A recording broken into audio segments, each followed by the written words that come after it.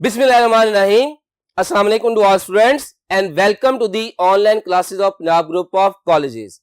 My name is Mohammad Zahid Nadeem and I am your accounting teacher. Students, आज हमने जिस topic पे बात करनी है वो है रेक्टिफाइंग दी एरर्स, प्रैक्टिस नंबर 4. चलिए स्टूडेंट्स, आज का लेक्चर हम स्टार्ट करते हैं. स्टूडेंट्स, आज के लेक्चर में आज की जो हमने प्रैक्टिस सेट की है उसे समझने से पहले ये कुछ पॉइंट्स मैंने यहां पे ड्राफ्ट किए हैं, इनको समझ लेना बहुत जरूरी है. यहां पे मैंने 4 अकाउंट्स लिखे हैं: sales, purchase, sales return, purchase return, और इनके नॉर्मल बैलेंसेस लिखे हैं. ये मैं आपको थोड़ा सा ब्रीफ करता हूं ताकि आपको जब आज हम प्रैक्टिस कर रहे हो तो इसमें प्रॉब्लम ना आए. तो 4 अकाउंट है, 1 2 3 4. नेम उसके लिखनी है, सेल्स है, परचेज है, सेल्स रिटर्न मतलब रिटर्न इनवर्ड, परचेज रिटर्न मतलब रिटर्न आउटवर्ड. जो नॉर्मली सेल्स होती है वो जब इंक्रीज होती है, मतलब उसकी नेचर रेवेन्यू है, जब वो रेवेन्यू या इनकम इंक्रीज होती है तो वो नॉर्मली क्रेडिट बैलेंस शो करती है. इसी तरह से परचेजेस ये हमारे एक्सपेंस होते हैं, जब इनमें इजाफा होता है तो नॉर्मली ये डेबिट बैलेंस शो करते हैं. इसी तरह से सेल रिटर्न या रिटर्न इनवर्ड ये रेवेन्यू में कमी को जाहिर करता है, नॉर्मली ये डेबिट बैलेंस शो करते हैं. इसी तरह से परचेजेस रिटर्न या रिटर्न आउटवर्ड ये एक्सपेंस में कमी है, ये नॉर्मली क्रेडिट बैलेंस शो करते हैं. बेसिकली ये स्टूडेंट्स हमने एक चैप्टर सीखा था स्पेशल जर्नल का. ये सारे हमारे स्पेशल जर्नल हैं, इनके टोटल होते हैं, इनके टोटल जो होते हैं वो कंसर्न्स अकाउंट में जाते हैं. तो वो कंसर्न अकाउंट नॉर्मली ये बैलेंस शो करते हैं. अब प्रॉब्लम क्या आ सकती है, अगर इनमें से कोई एक अकाउंट या बुक हम अंडर कॉस्ट कर दें, अंडर कॉस्ट से मुराद है कम लिख दें, तो हम उसकी नेचर को तब्दील नहीं करेंगे.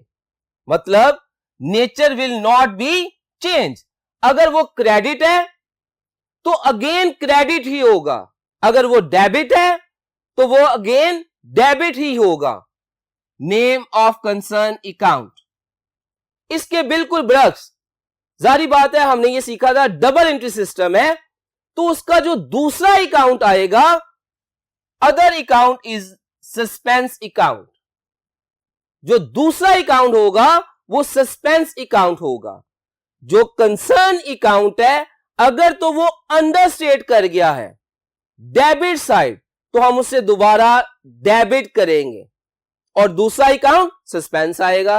अगर कंसर्न अकाउंट अंडरस्टेट कर गया है लेकिन वो उसकी क्रेडिट बैलेंस को जाहिर करता है तो हम उसे क्रेडिट ही करेंगे, उसकी नेचर को तब्दील नहीं करेंगे. जो उसका कंसर्न अकाउंट अदर अकाउंट आएगा वो सस्पेंस अकाउंट आएगा. इसी तरह से इनमें से कोई एक अकाउंट अगर ओवरस्टेट कर जाएगा तो नेचर विल बी चेंज, हम उसकी नेचर को तब्दील कर देंगे और दूसरा जो अकाउंट आएगा वो सस्पेंस अकाउंट आएगा. अगर वो अकाउंट डेबिट बैलेंस शो कर रहा है तो हम उसे क्रेडिट कर देंगे, अगर वो अकाउंट क्रेडिट बैलेंस शो कर रहा है तो हम उसे डेबिट कर देंगे, उसकी नेचर को तब्दील कर देंगे. कब तब्दील करेंगे?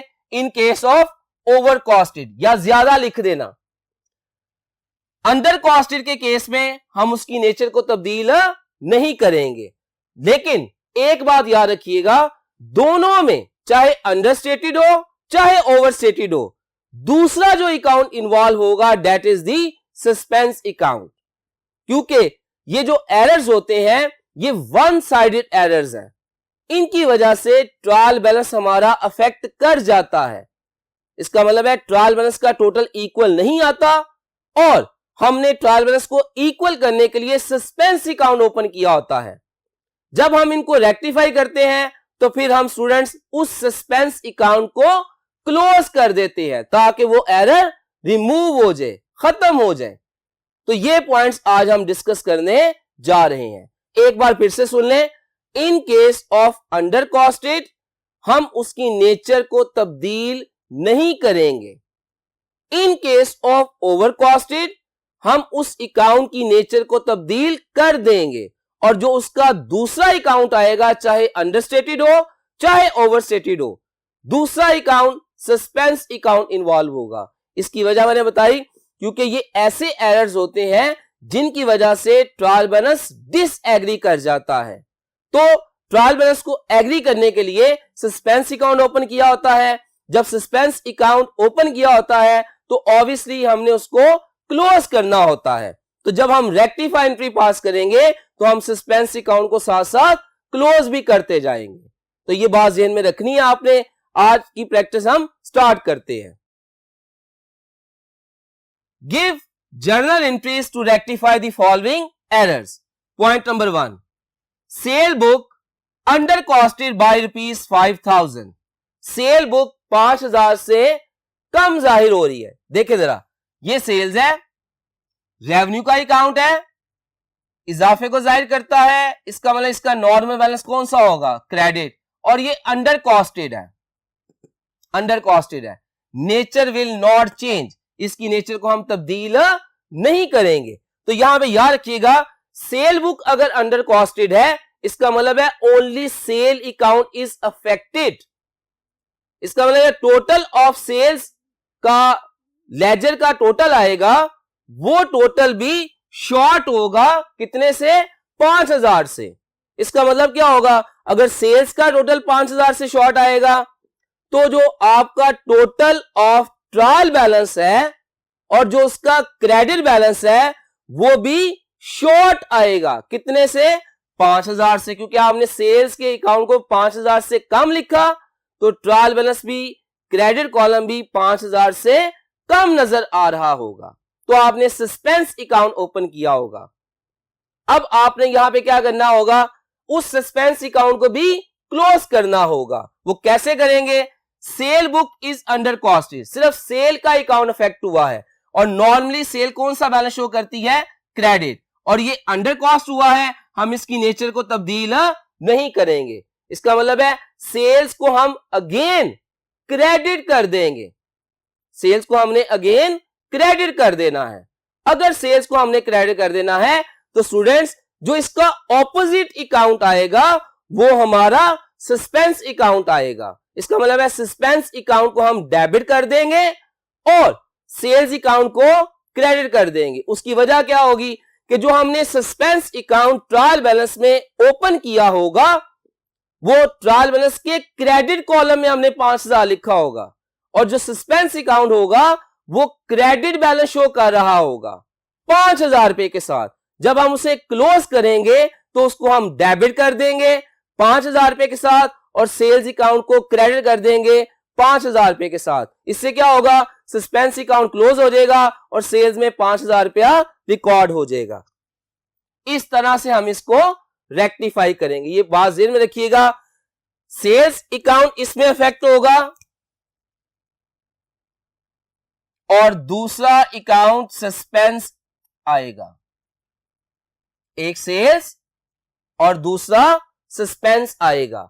यहां पे सेल अंडर कॉस्ट हो रही है, नेचर तब्दील नहीं होगी। इसका मतलब है सेल्स को हम क्रेडिट करेंगे और सस्पेंस को हम डेबिट कर देंगे। इस तरह से हम इसकी रेक्टिफाई जर्नल एंट्री पास करेंगे। सस्पेंस अकाउंट डेबिट हो जाएगा और सेल्स अकाउंट क्रेडिट हो जाएगा। पॉइंट नंबर 2 है sale book over costed, sale को ओवर कॉस्ट कर दिया, मतलब only sales account will be affected, सिर्फ सेल्स का अकाउंट अफेक्ट होगा। यहां पे भी other concern account are correct. अब यहां पे हुआ क्या है कि जो सेल का टोटल होगा 1,000 रुपए से ज्यादा लिख दिया। इसका मतलब है कि आपका total of trial balance credit column जो होगा वो 1,000 से ज्यादा हो गया। तो आपने फिर सस्पेंस अकाउंट ओपन किया होगा। अब जब सस्पेंस अकाउंट ओपन किया होगा तो ऑब्वियसली आपने उसे क्या करना होगा, क्लोज करना होगा। तो यहां पे एक बात को ध्यान में रखिएगा, सेल्स अकाउंट अफेक्ट हुआ है, सेल्स इन्वॉल्व होगा और दूसरा सस्पेंस अकाउंट इन्वॉल्व होगा, क्योंकि ट्रायल बैलेंस में फर्क आ चुका होगा। उस फर्क को आपने सस्पेंस के नाम से लिखा होगा, उसको भी आपने यहां पे क्लोज करना होगा। वो कैसे करेंगे वो देख लें। यहां पे सेल्स नॉर्मली कौन सी बैलेंस शो करती है? क्रेडिट। अब यहां पे ओवर कॉस्ट कर गया है, सेल्स ओवर कॉस्ट कर गई है, नेचर विल बी चेंज। अब सेल्स का बैलेंस कौन सा होता है? क्रेडिट। इसका मतलब इसकी नेचर क्या होगी? चेंज होगी। अगर नेचर चेंज होगी इसका मतलब सेल्स विल बी डेबिट। अगर हम सेल्स को डेबिट करेंगे तो जो दूसरा अकाउंट इन्वॉल्व होगा that is the suspense account, तो उस अकाउंट को स्टूडेंट्स हम क्रेडिट कर देंगे, उसको हम क्रेडिट कर देंगे। तो ट्रांजैक्शन हमारी क्या होगी? Sales account will be debit, suspense account will be credit. ये हमारा पॉइंट होगा। ये दोनों पॉइंट बड़े अहम थे, एक अंडर कॉस्ट का था, एक ओवर कॉस्ट का था। और सेल्स मैंने आपको अभी बताया, इसमें credit balance, under cost, credit balance, over cost, दोनों पॉइंट आ गए आपके। और अदर अकाउंट कौन सा आ गया? सस्पेंस का। पॉइंट नंबर 3 है purchase book over costed by ₹2500। अब परचेज क्या होता है? हमारा एक्सपेंस। इसका मतलब सिर्फ परचेज का अकाउंट अफेक्ट हुआ होगा, जो कंसर्न अदर अकाउंट है वो ठीक होगा। इसकी वजह से भी हमारा total of purchase book will be short. कितने से शॉर्ट हो जाएगा? 2500 से। देखें अब ये परचेज है, परचेज एक्सपेंस होता है, नॉर्मली कौन सा बैलेंस शो करता है? डेबिट। और क्या कर गया? Under cost, nature will not be change. इसका मतलब है हम इसकी नेचर को तब्दील नहीं करेंगे। कम लिखा, इसका मतलब है दोबारा से परचेज को क्या किया जाएगा? डेबिट किया जाएगा। तो परचेज अकाउंट यहां पे डेबिट होगा और जो दूसरा अकाउंट इन्वॉल्व होगा that is the suspense account, क्योंकि इसकी वजह से ट्रायल बैलेंस पे असर आ चुका होगा। तो सस्पेंस अकाउंट ओपन हुआ होगा, यहां पे आप उसे क्या करेंगे? क्लोज करेंगे by giving credit to the suspense account. Point number 4 है purchase book over costed. Purchase को ज्यादा लिख दिया। अगेन देखें, परचेज एक्सपेंस होता है, नॉर्मली कौन सा बैलेंस शो करता है? डेबिट। और आपने क्या कर दिया? Over cost, nature will be change. हम इसकी नेचर को तब्दील कर देंगे। क्या नेचर है इसकी? डेबिट। ओवर कॉस्ट हो गई, इसका मतलब है परचेज बुक का टोटल ज्यादा लिख दिया, तो आप इसकी नेचर को तब्दील करेंगे, इसका मतलब है परचेज को क्रेडिट करेंगे। तो जो दूसरा अकाउंट आएगा वो कौन सा आएगा? Suspense account. इसका मतलब है सस्पेंस अकाउंट यहां पे डेबिट होगा और परचेज अकाउंट यहां पे क्रेडिट हो जाएगा। ठीक है स्टूडेंट्स, ये मैं आपको 2 पॉइंट सेल के बताए हैं, 2 पॉइंट परचेज के बता दिए, अंडर कॉस्टेड, ओवर कॉस्टेड। अब चलते हैं नेक्स्ट पॉइंट की तरफ। नंबर 5, रिटर्न इनवर्ड बुक या sales return book has been under costed by ₹200। Sale return मतलब रिटर्न इनवर्ड, सेल्स रिटर्न मतलब इनकम में कमी, उसको कम लिख दिया, अंडर कॉस्ट कर दिया। सेल रिटर्न बुक का टोटल गलत हो गया। कितने से कम हो गया? 200 से कम हो गया। ट्रायल बैलेंस पे फिर अफेक्ट हो जाएगा। अगर ट्रायल बैलेंस पे अफेक्ट होगा तो सस्पेंस अकाउंट ओपन हुआ होगा, यहां पे फिर सस्पेंस अकाउंट क्लोज करेंगे। समझते हैं इसको। सेल रिटर्न रेवेन्यू होता है, नॉर्मली डेबिट बैलेंस शो करता है, क्योंकि ये रेवेन्यू में कमी को जाहिर करता है, तो ये नॉर्मली डेबिट बैलेंस शो करेगा। अगर डेबिट बैलेंस है, अंडर कॉस्ट कर गया, तो नेचर इसकी हम तब्दील नहीं करेंगे। इसका मतलब है सेल रिटर्न या रिटर्न इनवर्ड को हम अगेन डेबिट कर देंगे, क्योंकि ये अंडर कॉस्ट कर गया है। और दूसरा अकाउंट कौन सा आएगा? That is the suspense account. तो यहां पे return inward account will be debit and suspense account will be credit. Next point है number 6, return inward book या sales return has been over costed. हमने सेल रिटर्न की book का total ज्यादा लिख दिया, इसकी वजह से भी ट्रायल बैलेंस पे असर पड़ेगा। सस्पेंस अकाउंट ओपन हुआ होगा, इसका मतलब है आपने दोबारा से सस्पेंस अकाउंट को क्लोज करना है, जैसे मैंने आपको फर्स्ट 2 पॉइंट्स पे एलैबोरेट किया है। अब सेल रिटर्न बुक, ये हमारी सेल रिटर्न है, रेवेन्यू में कमी होती है, नॉर्मली डेबिट बैलेंस शो करती है, ओवर कॉस्ट कर गई, ज्यादा लिख दिया आपने। अब अगर ज्यादा लिख दिया है तो nature will be change. Nature क्या थी इसकी? डेबिट बैलेंस थे। अब इस डेबिट बैलेंस को आपने रिवर्स कर देना, मतलब क्रेडिट कर देंगे, तो ऑपोजिट अकाउंट कौन सा आएगा? Suspense account. It means suspense account will be debit, क्योंकि आपने सस्पेंस अकाउंट को भी क्लोज करना है, and return inward account will be credit. तो आपकी रेक्टिफाई जर्नल एंट्री होगी suspense account debit, return inward account will be credit. Next point है नंबर 7, रिटर्न आउटवर्ड बुक या purchase return book has been under costed by ₹1000। हमने return outward book का total कम लिख दिया, इसकी वजह से फिर ट्रायल बैलेंस पे असर आया होगा, सस्पेंस अकाउंट ओपन हुआ होगा, आपने दोबारा से सस्पेंस अकाउंट को क्लोज करना है, क्योंकि सिर्फ एक अकाउंट इफेक्ट हुआ होगा, अदर कंसर्न अकाउंट ठीक होंगे। रिटर्न आउटवर्ड बुक में नंबर 4 पे था, रिटर्न आउटवर्ड या परचेज रिटर्न एक्सपेंस में कमी को शो करता है, नॉर्मली ये क्रेडिट बैलेंस होता है।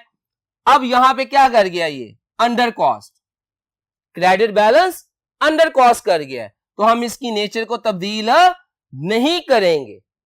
इसका मतलब है कि जो रिटर्न आउटवर्ड है it will remain as credit.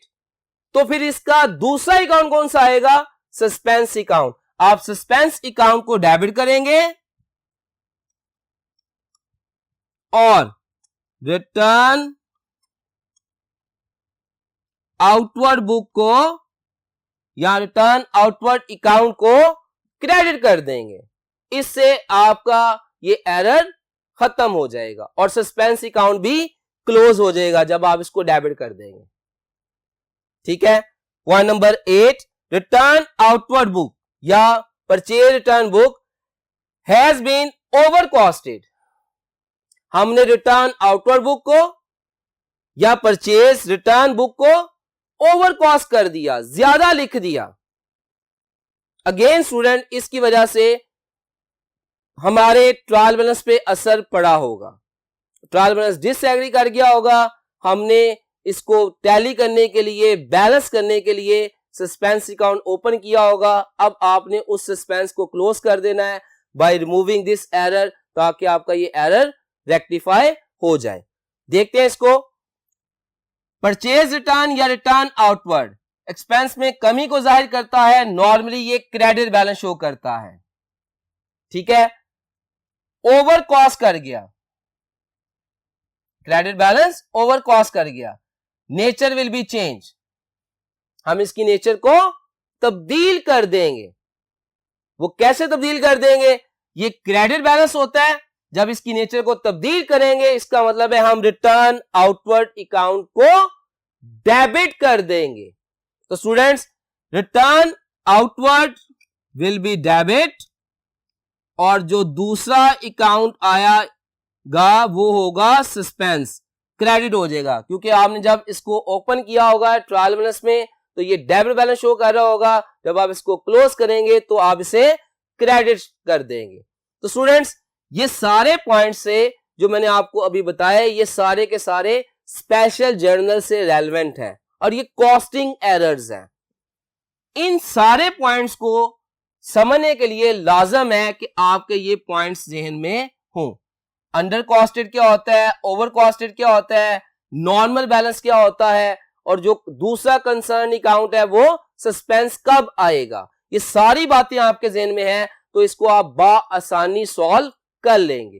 तो अब आपको समझाने के लिए कि इसको हम जर्नल की शक्ल में कैसे लिखेंगे, चलते हैं अपने नेक्स्ट बोर्ड की तरफ। जी स्टूडेंट्स, अब हमने जर्नल एंट्रीज पास करनी है टू रेक्टिफाई दी एरर्स। तो उसके लिए हमें जर्नल का फॉर्मेट बनाना पड़ेगा। Journal date details LF amount debit in rupees amount credit in rupees. Point number 1 था sale book under costed. Sale book को कम लिख दिया था, इसका मतलब है सेल्स का बैलेंस क्रेडिट होता है, दोबारा आप इसको क्रेडिट करेंगे और उसका ऑपोजिट अकाउंट सस्पेंस आएगा, मतलब सस्पेंस अकाउंट डेबिट होगा, सेल्स अकाउंट क्रेडिट होगा with ₹5,000। Sale book under costed no rectify. Point number 2 है sale book over costed. Sale book को आपने ज्यादा लिख दिया, सेल को ज्यादा लिख दिया मतलब सेल्स अकाउंट का टोटल ज्यादा हो गया। अब सेल्स का नॉर्मल बैलेंस क्रेडिट होता है, जब ज्यादा लिख देंगे तो हम इसकी नेचर तब्दील करेंगे, मतलब सेल्स को डेबिट करेंगे और जो दूसरा अकाउंट आएगा वो सस्पेंस आएगा। तो रेक्टिफाई एंट्री क्या होगी, sales account debit suspense account credit with ₹1,000। Point number 3 purchase book under costed. Purchase book को कम लिख दिया, परचेज हमारा एक्सपेंस होता है, इसकी वजह से जो हमारा परचेज का टोटल होगा परचेज अकाउंट का वो कम नजर आ रहा होगा। तो आप क्या करेंगे, इसकी नेचर तब्दील नहीं करेंगे, दोबारा परचेज अकाउंट को डेबिट कर देंगे और जो दूसरा अकाउंट आएगा वो सस्पेंस अकाउंट आएगा। इसका मतलब है आप परचेज को डेबिट करेंगे और सस्पेंस अकाउंट को क्रेडिट करेंगे। तो रेक्टिफाई एंट्री होगी purchase account debit suspense account credit 2500 से। Purchase book under costed no rectified. Point number 4 purchase book को आपने ओवर कॉस्ट कर दिया, मतलब परचेज का नॉर्मल बैलेंस डेबिट होता है, जब ओवर कॉस्ट कर देंगे इसका मतलब है आप उसकी नेचर को तब्दील करेंगे। तो अब आपको परचेज को क्या करना पड़ेगा, क्रेडिट, और जो उसका दूसरा अकाउंट आएगा that is the suspense account, क्योंकि सिर्फ एक अकाउंट इफेक्ट हो रहा होगा। तो आप रेक्टिफाई एंट्री पास करेंगे suspense account debit purchases account credit ₹1500। Purchase book over costed no rectify. Purchase book over cost कर गई थी, अब आपने उसको रेक्टिफाई कर दिया है। तो चलते अपने नेक्स्ट बोर्ड की तरफ। जी स्टूडेंट्स, पॉइंट नंबर 5 था अगेन जर्नल का फॉर्मेट बनेगा रिटर्न इनवर्ड बुक या sale return book under costed. हमने रिटर्न इनवर्ड बुक या सेल रिटर्न बुक को कम लिख दिया। नॉर्मली जो रिटर्न इनवर्ड होती हैं ये हमारी डेबिट बैलेंस शो करती हैं, अगर हमने इसको कम लिख दिया इसकी वजह से हमारा टोटल ऑफ सेल रिटर्न का जो बैलेंस होगा वो कम नजर आ रहा होगा। तो स्टूडेंट्स हम इसकी नेचर को तब्दील नहीं करेंगे। तो अगेन आप रिटर्न इनवर्ड को डेबिट करेंगे क्योंकि इसका नॉर्मल बैलेंस कौन सा होता है, डेबिट, तो आप डेबिट करेंगे। तो जो इसका दूसरा अकाउंट आएगा that is the suspense account, क्योंकि इसकी वजह से ट्रायल बैलेंस डिसएग्री कर रहा होगा। तो रेक्टिफाई एंट्री क्या होगी, return inward account debit suspense account credit with ₹200। Return inward book या sales return book under costed no rectify. अब आपने इसको दुरुस्त कर दिया है। पॉइंट नंबर 6 रिटर्न इनवर्ड या sales return book over costed. Return inward book को ओवर कॉस्ट कर दिया है। रिटर्न इनवर्ड का नॉर्मल बैलेंस डेबिट होता है, जब आप इसे ओवर कॉस्ट कर देंगे तो इसकी नेचर को तब्दील करेंगे। डेबिट था तो आप इसको क्रेडिट कर देंगे और दूसरा अकाउंट सस्पेंस अकाउंट इन्वॉल्व होगा to close a suspense account. तो आप क्या करेंगे, सस्पेंस अकाउंट डेबिट करेंगे, रिटर्न इनवर्ड अकाउंट को क्रेडिट करेंगे विद ₹400। रिटर्न इनवर्ड या sale return book over costed no rectified. अब ये ठीक हो गया है। Point number 7 return outward book या purchase return book under costed. Return outward या परचेज रिटर्न बुक आपकी अंडर कॉस्ट कर गई है। अगर ये अंडर कॉस्ट कर गई है तो नॉर्मली परचेज रिटर्न जो होती है हमारी क्रेडिट बैलेंस शो करती हैं, तो हम इसकी नेचर को तब्दील नहीं करेंगे। दोबारा इसको क्रेडिट करेंगे रिटर्न आउटवर्ड अकाउंट के नाम से, तो जो दूसरा अकाउंट आएगा that is the suspense account. Suspense account को डेबिट करेंगे और रिटर्न आउटवर्ड अकाउंट को क्रेडिट करेंगे with ₹1000। Point number 8, return outward book purchase return book over costed. हमने रिटर्न आउटवर्ड बुक को ओवर कॉस्ट कर दिया। नॉर्मली जो परचेज रिटर्न होती है वो हमारी क्रेडिट बैलेंस शो करती है। अगर हमने इसे ओवर कॉस्ट कर दिया है, हम इसकी नेचर को तब्दील करेंगे। इसका मतलब है हम रिटर्न आउटवर्ड को डेबिट कर देंगे और दूसरा account that is the suspense account. तो आप लिखेंगे return outward account debit, suspense account credit with ₹2000। Return outward book या purchase return book over costed, no rectified. Students, आज के लेक्चर में हमने कुछ ऐसे पॉइंट सीखे हैं जिनकी वजह से ट्रायल बैलेंस डिसएग्री कर जाता है। जब ट्रायल बैलेंस डिसएग्री करता है, उसे एग्री करने के लिए आप सस्पेंस अकाउंट ओपन करते हैं। फिर जब आपको वो एरर्स पता चलते हैं, फिर आप उसकी रेक्टिफाई एंट्री पास करते हैं ताकि वो जो आपने suspense account temporary trial balance में ओपन किया था वो खत्म हो जाए, क्लोज हो जाए। तो इसकी प्रैक्टिस आज हमने की है। स्टूडेंट्स, उम्मीद है आप सब बच्चों को आज का लेक्चर समझ लग गया होगा। नेक्स्ट लेक्चर में इंशाल्लाह हम एक नया टॉपिक डिस्कस करेंगे। तब तक के लिए अल्लाह हाफिज।